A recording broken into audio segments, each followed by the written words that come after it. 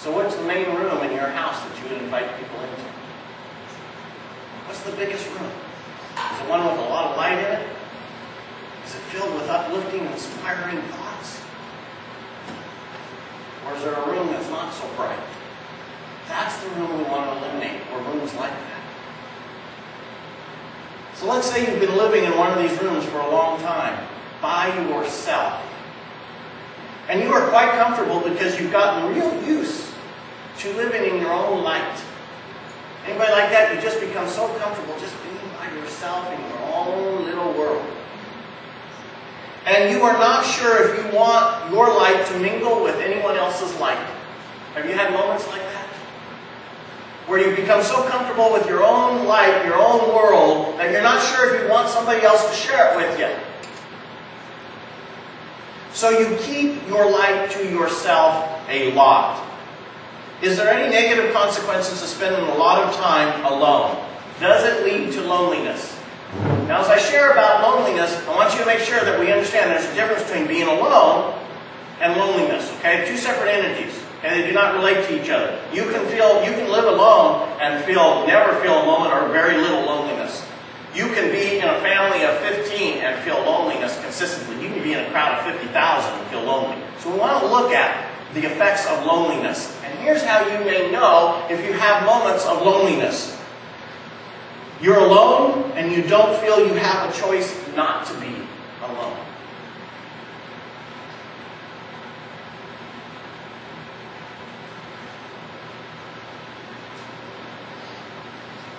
You feel that you're lacking relationships. You feel that you're lacking relationships or connections that you formerly had. Example, your best friend stopped calling you. Your life is changing. Loneliness can happen when you're starting a new job, move into a new city, and beginning a new job once you make that move. Or in other life-changing situations. You feel that there isn't anyone in your life with which you can open up and share your feelings and experiences. That's one of the loneliest moments of life.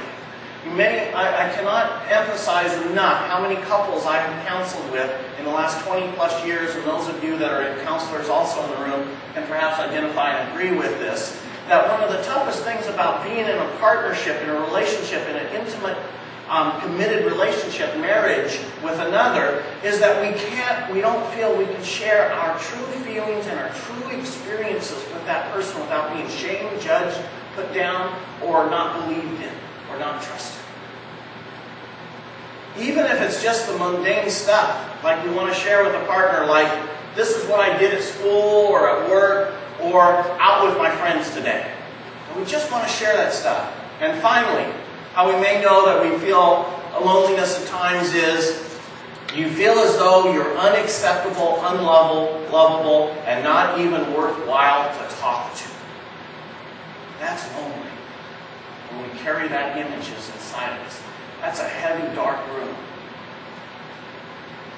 You know how a lot of us have went around, a lot of people have went about trying to alleviate their loneliness? You know how? Anybody want to guess that? You probably know if you think about it for a moment. Sex, Facebook, those are coming. No sex. Having children.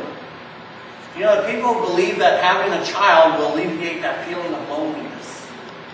And you know what? If you're not really healthy and spiritually grounded, it's only going to accentuate your loneliness. It's only going to bring it out more. Biological reproduction, as quoted by Nicholas Epley, assistant professor of behavioral science at the University of Chicago's graduate school, says biological reproduction is not a very efficient way to alleviate one's loneliness.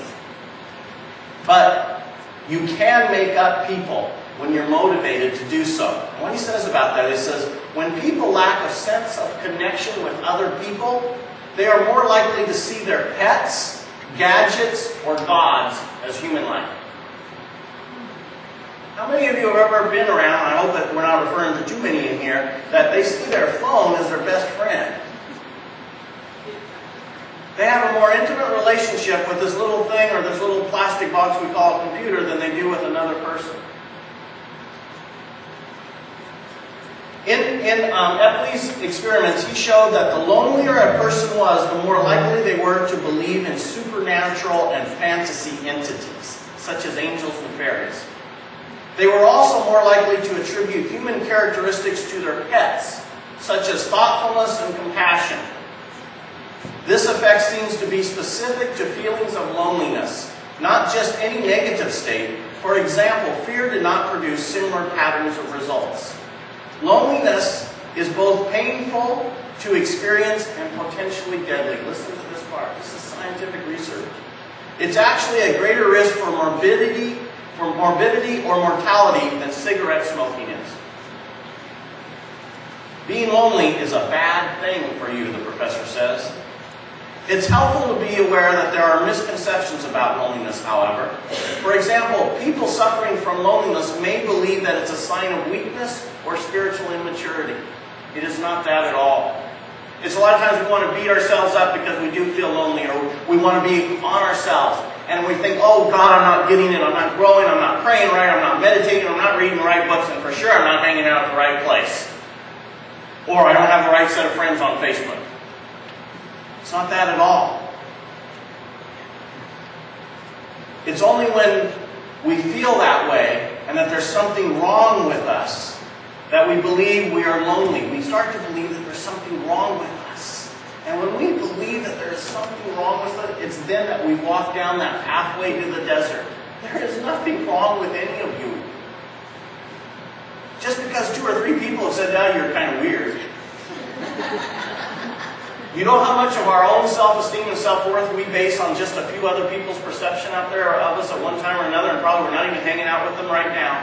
They've distanced themselves from us either by death, by physical distance, or we just have ended the friendship. But still, their impressions of us still influence how we see ourselves today. When I look at each one of you, you are beautiful, radiant, vibrant beings of God. You are here expressing joy and compassion and love and forgiveness and gentleness and enthusiasm and creativity. It's all right there for you to draw upon. If it wasn't there for you to draw upon, you would be separate from God. And you've never been separate from God, because it is what's created this thing that we live within. It's what's created this life. How can we be separate from life? You can't live outside of it. Therefore, you are divine, beautiful, eminent creations. Love, of joy, of peace.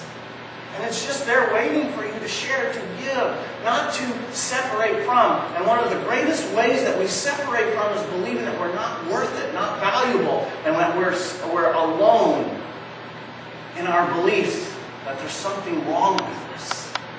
Is there anyone in here that hasn't, in one time or another, thought there's something wrong with you? You know what I grew up with thinking all the time there's something wrong with me? Is my height. I really thought it was a curse for the longest time. You know what it's like to be at a dance, high school? And I swear in high school everybody was a foot shorter than me. Now, we're 2 foot shorter, where now it's only a foot. But it always really felt awkward. And you know what it's like? You know that 20 feet of Death Valley that you walk across to ask somebody to dance? And all your friends are watching you, and you go and you walk, and you spent 30 minutes building yourself up. And you got sometimes a little liquid courage inside of you or something like that. Just liquid. But anyway, and you make that walk across Death Valley, and you get turned down because you're tall. Do you know what that's like? Or you think it's because you were tall. And you got to walk back.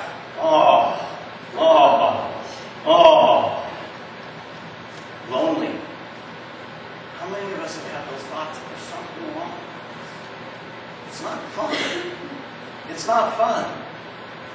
It says, essentially, people that attribute their loneliness to a personality defect, viewing loneliness as a common experience and as something that can be changed, is a healthier way to look at it. Loneliness is an indicator of important unmet needs and a sign that something may need to change in your life. That's what loneliness is an indicator that says, you know what? You're not happy sitting home 8 hours in front of the computer. It's not bringing you that connection that your heart and mind and body yearn for. You're not going to get it through that plastic board or on that little phone thing or wherever that might be, that we're not out making social interaction or deepening our current relationship. If you haven't turned the TV off at 7 o'clock or 8 o'clock, whenever it is you turn it on, or before that, and sat there and talked to your partner, your loved one, your best friend for 3 or 4 hours in a row in the last 6 months, why? But yet you'll spend more than that time on front of that computer. Why? Why do we do these things to us? Because they don't fulfill. When you know you're filled, is when you get done with the conversation, you go, man, I feel better than when I started the conversation. I feel more uplifted. I feel like that was valuable. I felt like that was time well spent. I felt like I learned something more about that person.